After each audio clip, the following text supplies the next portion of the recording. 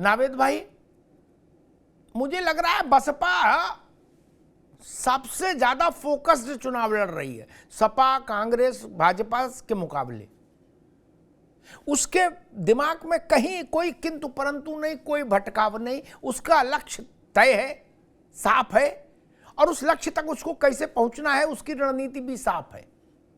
नहीं, आप जहां मुस्लिम लड़ाओगे या जहां परिवार लड़ेगा, हम वहां ताकतवर मुस्लिम उम्मीदवार उतारेंगे, बस इतनी सी न है रणनीति नवेश को। जी बिल्कुल, इतनी ही रणनीति है। 80 सीटें दिलवाना चाहती है बहन जी, उनकी मंशा से यही लग रहा है कि 80 के 80 का टारगेट है भारतीय जनता पार्टी का, उसमें वो पूरी सहायक साबित होगी। मैं एक छोटी सी कहानी बहुत कम वक्त में बताना चाहूंगा और मायावती की मंशा साफ हो जाएगी। बचपन में गली मोहल्लों में हम लोग क्रिकेट खेलते थे, बहुत छोटे थे, अपने साथ सब बच्चों से कहते थे आओ खेलो, सब खेलते थे, एक बच्चा नहीं खेलता था। और बाद में क्रिकेट जब हम खेलते थे तो उसमें डिस्टर्ब करता था, कूड़ा डाल देता था, पानी डाल देता था, बल्ला लेके भाग जाता था। उससे कहते थे भैया तुम भी खेलो, नहीं खेलता था और बाहर दूर से कहता था हम भी खेल लेंगे नहीं तो खेल बिगाड़ेंगे। कहते थे भैया खेलो, तुमसे कहा तो जा रहा है, फिर डिस्टर्ब करता था, फिर कहता था हम भी खेलेंगे नहीं तो खेल बिगाड़ेंगे। भैया कहा तो तुम भी खेलो ना, खिला तो रहे। बाद में कहने लगा कि नहीं, हम खाली खेलने की बात नहीं कह रहे, हमें कप्तान बनाओ तब हम खेलेंगे, नहीं तो खेल बिगाड़ेंगे। अंदर की खबर यह है, बसपाइयों का कहना है कि बहन जी ने 2 दर्जन बार ये बार कहा कि हम नहीं आएंगे इंडिया गठबंधन में, हम तुम्हारे साथ में जी हम अकेले लड़ेंगे। लेकिन अंदर की मंशा ये थी कि गणित मत देखो, केमिस्ट्री देखो और मुझे प्रधानमंत्री के तौर पर प्रोजेक्ट करो इंडिया गठबंधन। भले ही हमारे पास में विधानसभा में 1 सीट हो, भले ही हमारी कोई हैसियत ना हो, लेकिन केमिस्ट्री ये कहती है कि इंडिया गठबंधन में हमें प्रधानमंत्री के तौर पर प्रोजेक्ट करोगे तो तुम कहीं किसी हद तक भाजपा को टक्कर दे सकोगे। लेकिन इंडिया गठबंधन ये मानने को तैयार नहीं, इसलिए बहन जी ने कह दिया है कि हम जीरो पे ला के खड़ा, खुद भी जीरो पे रहेंगे, तुम्हें भी जीरो पे लाकर खड़ा कर देंगे और भारतीय जनता पार्टी का पूरा लक्ष्य पूरा कर देंगे। जी, बसपा ताकतवर इसलिए है, फराज भाई आपके पास आऊंगा, बसपा ताकतवर इसलिए है, बाकी आप ये तो चाहते हैं कि मेरे प्रतिस्पर्धी का नुकसान हो जाए, लेकिन ये भी साथ में चाहते हैं कि मेरा नुकसान ना हो, है ना। और अगर कोई आदमी ये सोच ले, कोई व्यक्ति ये सोच ले कि ना मैं अपनी कुर्बानी दे दूंगा लेकिन इस प्रतिस्पर्धी को धूल चटा दूंगा, तो उससे निपटना बड़ा मुश्किल होता है फराज भाई। कोई ये सोचे कि मेरी दोनों फूट जाएं, डोंट वरी, कोई चिंता नहीं, लेकिन सामने वाले की एक फूटे तो उससे कोई नहीं निपट सकता। इन्हीं को दूसरे संदर्भों में लोग वो भी कहते हैं आत्मघाती दस्ता। क्या उनसे कौन बच पाया? नहीं ना, कितनी भी सिक्योरिटी लगा लो, इंदिरा गांधी राजीव गांधी कितनी सिक्योरिटी लगाए थे। फराज भाई ये राजनीति के आत्मघाती दस्ते होते हैं, शूटर होते हैं क्या। हम तो भाई इतने अभी कह सकते हैं कि समाजवादी पार्टी की साइकिल फंसी दिख रही है हमको। किस्सा कहानी कितना भी करो, मुरादाबाद में आपका मुस्लिम और बहन जी का मुस्लिम टकराएगा, रिजल्ट सबको पता है। क्या चिंता कन्नौज की है हमें, मुरादाबाद संभल अमरोहा छोड़ो, चिंता कन्नौज की है जहां ठोक पीट के बहन जी ने ठीक ठाक कद्दावर आदमी उतारा है मुस्लिम। क्या फराज किदवई साहब? मायावती अमिताभ जी जी बहन जी से जो आप बहन जी के बारे में आपने जो बात की और बोला कि आप बोल रहे हैं कि चिंता कन्नौज की है। अरे कन्नौज की छोड़िए साहब, चिंता बनारस की पहले कर लीजिए अब की बार, क्योंकि जनता जिस तरह से तवानी बैठी हुई है, जो तमाम मुद्दे उनको लेकर के, तो बनारस बचा लें, बाकी तो हम लोग सब जीत ही लेंगे। दूसरी बात, आपने एक बड़ी इंपॉर्टेंट बात कही Amitabh ji, Guddu Jamali of type of politics. अब मैं यहाँ पे 2 बातें कहूंगा, आज आपको एक नया टर्म भी मैं दूंगा। देखिए बहन जी जो Guddu Jamali type of politics कर रही हैं और जो ये आत्मघाती दस्ते वाली चीज जो आप बोल रही हैं, ये इसी वजह से 2012 में ये 26% वोट 80 सीटें, 2017 में 22% वोट, 19 सीटें और 2022 में 12% वोट और 1 सीट पर आ गई। देखिए, बहुजन समाज पार्टी जो है वो मान्यवर काशीराम साहब का बनाया हुआ एक मिशन था। उस मिशन को उत्तर प्रदेश के जननायक ने 2019 में इनके साथ गठबंधन करके इनको ऑक्सीजन देने का काम किया, और वो इसलिए काम किया कि नेताजी ने भी 1993 में मान्यवर काशीराम साहब से मिलकर के बहुजन समाज पार्टी, जो कि सामाजिक न्याय और सामाजिक परिवर्तन की लड़ाई लड़ रही थी, उसको एक धार दी थी। Amitabh ji, Guddu Jamali type of politics के अलावा एक टाइप की और पॉलिटिक्स चल रही है। इंग्लिश में एक वर्ड है जिसको बोलते हैं बाल्कनाइजेशन। आज की तारीख में बाल्कनाइजेशन टाइप ऑफ पॉलिटिक्स चल रही है भारतीय जनता पार्टी की, जिसमें बहुजन समाज पार्टी जो है वो फंस गई है। भारतीय जनता पार्टी आज जो है अमिताभ जी, वो एक प्राइवेट लिमिटेड कंपनी की तरह काम कर रही है, जो कि अपने फायदे के लिए अपने ही कर्मचारी और अपने ही सहयोगियों को खा जाती है।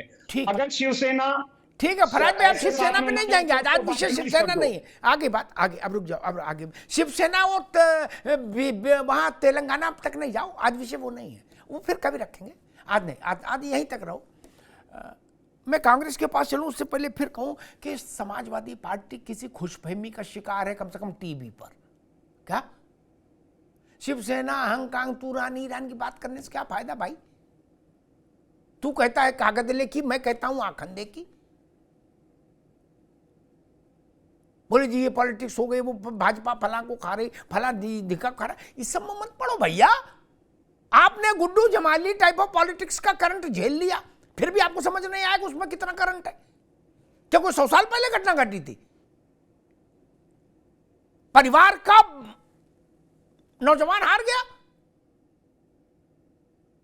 और मैं कांग्रेस के पास चलूं उससे पहले कहूंगा समाजवादी पार्टी को मुलायम सिंह जी के राजनीतिक उससे थोड़ा और सीखना चाहिए।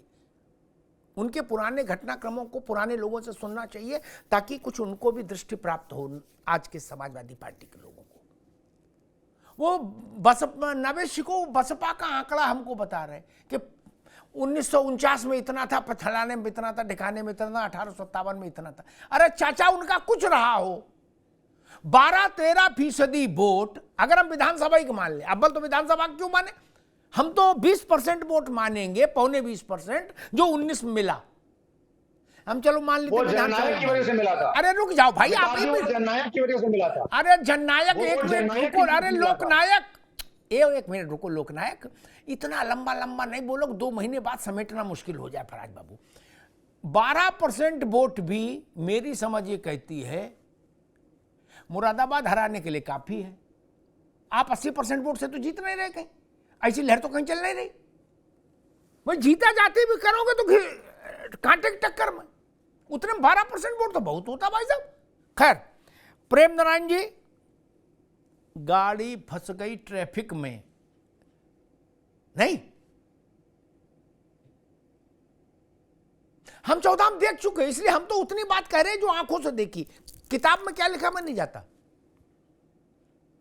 बड़े बड़े सूरमा ध्वस्त हो गए सिर्फ इसीलिए कि बहन जी ने कहा हमें 0 मंजूर, तुम्हारा कुर्ता फाड़ देंगे, और फाड़ दिया।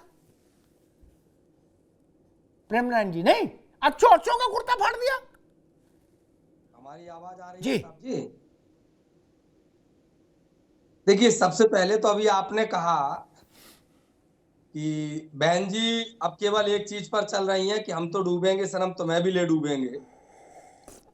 इस चीज को पूरा प्रदेश की आवाम देख रही है, समझ रही है और महसूस कर रही है। बात आती है मुस्लिम समुदाय के ऊपर, तो मुझे ये लगता है कि उत्तर प्रदेश के अकेले की बात करें आप या पूरे देश की बात करें, मुस्लिम समुदाय पूरी तरह से यूनिक और एकजुट होकर के वोट करने का प्रयास करता है।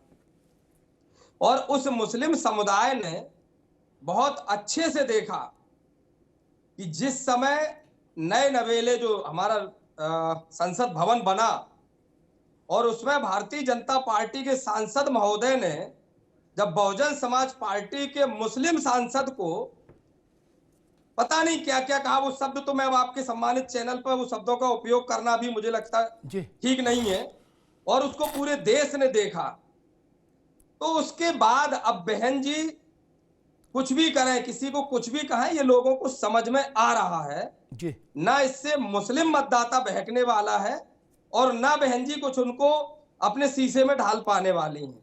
हाँ, ये बात हम मान रहे हैं जो आप कह रहे हैं, इसमें कतई गुरेज नहीं किया जा सकता, क्योंकि बहन जी ने फैसला कर लिया है हमें सरकार ना बनानी है और ना हमें सरकार का हिस्सा बनना है, हमें तो दूसरे को बनने नहीं देना है। इस ठीक है चीज प्रेम को नारायण जी, प्रेम आप नारायण देख रहे जी हैं, की समझ रहे पार्टी हैं, तो ठीक है, जनता प्रेम भी नारायण समझ बैठे तो रही मैं है। राघवेंद्र जी की बात सुनो। प्रेम नारायण जी की पार्टी भी इल्यूजन में रहती है, भ्रम में। ठीक, वो करें नहीं, अब स्थिति बदल गई, जनता सब जान गई। आजमगढ़ में उपचुनाव हो रहा था तो जनता नहीं जानती थी, धर्मेंद्र हार गए ना, तब जनता को नहीं पता था।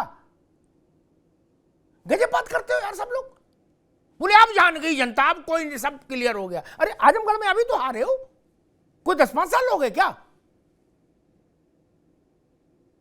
उन गुड्डू एक नहीं, अब नहीं आएंगे आपके पास, मैं राघवेंद्र जी को बताऊं, उस गुड्डू जमाली को गुलदस्ता लेके बुलाने आपको जाना पड़ा ना, और माइक पर कहना पड़ा कि गुड्डू जमाली केवल आजमगढ़ के नेता नहीं है, ये पूरे प्रदेश और देश के नेता हैं, और 10 दिन के भीतर उनको एमएलसी बनाना पड़ा। इसीलिए ना कि गुड्डू जमाली ने आपको नुकसान कर दिया था। इसलिए ऐसी बड़ी बड़ी बातें ना करो कि आप सब जान गए, ऐसा हो जाएगा वैसा ना। मालिक, हमको भी मालूम है जन्नत की हकीकत क्या है। राघवेंद्र बाबू, मायावती जी का ये अभियान, ये युद्ध की छापामार शैली, इसके 2 बेसिक अर्थ आरंभिक तौर पर निकलते हैं। एक, समाजवादी पार्टी का सीधा नुकसान, चाहे फराज भाई 3 दिन बहस करें फिर भी मैं मान नहीं सकता, क्या यानी गठबंधन का, और उसका बाय डिफॉल्ट भाजपा को फायदा नहीं। राघवेंद्र जी। जी जी, हाँ नहीं ठीक है। देखिए वातावरण क्या होता है चुनाव का 2024 में, वो तो आगे आने वाला समय बताएगा। लेकिन भारतीय जनता पार्टी ने उत्तर प्रदेश और समाज का कोई भी वर्ग, चाहे हिंदुओं में हो, चाहे मुसलमानों में हो, या किसी भी समाज में जी, हम लोगों ने ध्रुवीकरण करने का काम नहीं किया है। सबका साथ, सबका विकास, सबका विश्वास, ये हमारा मोटो रहा है। उसी को लेकर के हम लोगों ने काम किया है। इसमें हम लोगों ने बड़े बड़े मकान बनवाए, गरीबों को दिए, निःशुल्क बिजली कनेक्शन दिया, उनको दिया, गैस कनेक्शन दिया, उनको दिया, किसान सम्मान निधि दे रहे हैं, उनको दे रहे हैं। मेरा कहने का तात्पर्य समाज के अंतिम पायदान में खड़ा व्यक्ति, अंत्योदय, वो चाहे मुस्लिम वर्ग का हो चाहे हिंदू वर्ग का, उसको लेकर के हम लोगों ने ईमानदारी से काम किया। अब तक आज की तारीख में गरीब व्यक्ति ऐसा कोई नहीं होगा जिसकी हमारी केंद्र या प्रदेश की योजना का सीधा लाभ नहीं मिल रहा हो। तो हम लोगों ने लंबी लकीर खींचने का काम किया है। अमिताभ जी, एमवाई समीकरण, पीडीए समीकरण, ये सब उत्तर प्रदेश की जनता देख चुकी है। ये काट के हाड़ी है, बार बार प्रयास कर रहे हैं, अब वो जल चुकी है। एमवाई समीकरण, चलिए पूछते हैं एमवाई में उन्होंने मुसलमानों को क्या दिया। अमिताभ जी, आप पुराने पत्रकार हैं, आपको याद होगा मुलायम सिंह यादव जब सरकार से बाहर हुए थे 2017 के बाद, तो चमनगंज चौराहे पर कानपुर में मुस्लिम नौजवानों से कहा था आप लोग अवैध हथियार रखिए अपनी सुरक्षा के लिए। ये पूर्व मुख्यमंत्री तो शोभा देता है। मुझे याद है जब समाजवादी पार्टी की सरकार माननीय अखिलेश यादव उत्तर प्रदेश के मुख्यमंत्री थे, उन लोगों ने उत्तर प्रदेश में 12 आतंकवादी घटनाएं हुई थी, उनके आतंकवादियों को छुड़वाने के लिए इलाहाबाद हाईकोर्ट में प्रयास किया था। इलाहाबाद हाईकोर्ट ने उन्हें फटकार भी लगाई थी, इसमें उन्होंने कहा क्या आप उनको छुड़वा करके वापसी देंगे। बाद में काफी कार्यकर्ताओं को भारत की सीमा पर कौन छोड़ करके आया था? जहाज में काजू बादाम खिलाते हुए देश के खूंखार आतंकवादी, अमिताभ जी खूंखार जहाज में काजू बादाम भी खिला रहे थे और देश की सीमा से बाहर। अरे शर्म करिए साहब, अपनी आंतरिक सुरक्षा के लिए जो खतरनाक आतंकवादी, उनको आपने जहाज में बैठाया, जहाज में बैठाने के बाद काजू बादाम खिलाया उनके दांत में, चाहे कॉफी पिलाई, और उनको सम्मान से आज छोड़ करके भारत की सीमा के बाहर है। अरे साहब, आतंकवादियों के साथ हमदर्दी उससे भारतीय जनता पार्टी को शर्म आनी चाहिए। आतंकवादियों का नाम लेने पर शर्म आनी चाहिए आपको। क्या बात कर रहे हैं? 2019 का लोकसभा चुनाव, 2022 का विधानसभा चुनाव हारे, नगर निकाय हारे। ठीक, राघवेंद्र भाई रुकिए, फराज किदवई साहब आप भी रुकिए, फराज किदवई साहब आप भी रुकिए, दोनों लोग रुकिए, दोनों लोग रुकिए। एक बात फराज किदवई ने याद कहा कि कंधार कांड की उन्होंने पर एक टिप्पणी की कि आतंकवादियों को काजू बादाम खिला के और क्या क्या खिला के जहाज में छोड़ा गया। फराज किदवई को याद नहीं होगा, अभी रुक जाओ भाई, याद नहीं होगा, वो विषय देश का था। भारत के 263 लोगों के जीवन को बचाया जाए या नहीं, इस पर सभी दलों के साथ चर्चा हुई थी उस समय की भारत की सरकार की, तब ये निर्णय लिया गया था। ठीक, उसमें लोकनायक की पार्टी भी शामिल थी और जननायक की पार्टी भी शामिल थी।